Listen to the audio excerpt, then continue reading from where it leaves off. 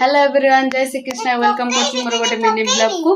तो देखंतु आमे नंगुर मोर राति रे कोन करूछु एठी जेठी कोन करूछु आमे रोसई करूछु। तो एठी हम नंगुर मोर तरकारी बइची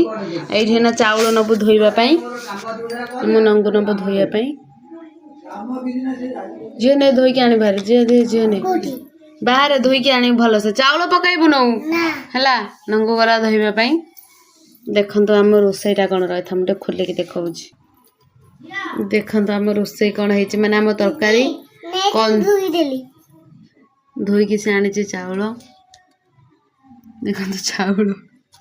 दी तीनटा चावल खुशी तार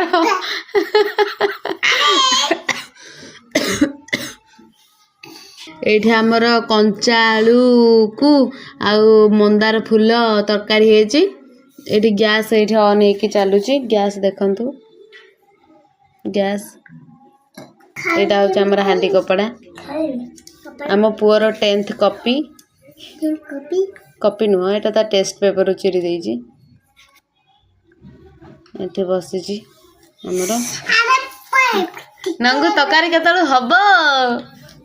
तकारी केते हबो लाली मु खाइ देबा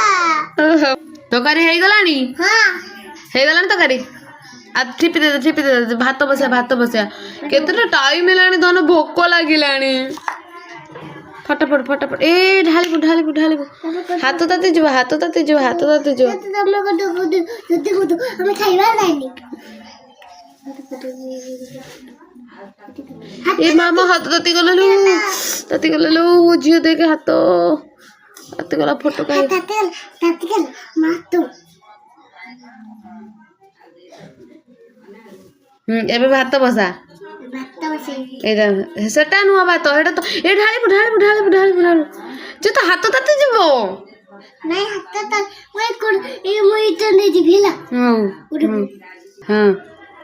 चावल पता भीतर धोई की पुरैछु एटा गैस रे बसा ना हेटा न सेटा बसा सेटा रे सेटा भात पानी दे इरा पानी दे ढालिबु पानी दे तिला पा ना तिलो नु एरा पानी तेलटा सरी जाईची हां सेती की पानी मते चलै दे चावल को डंकी रे चलै दे चावल को ए चावल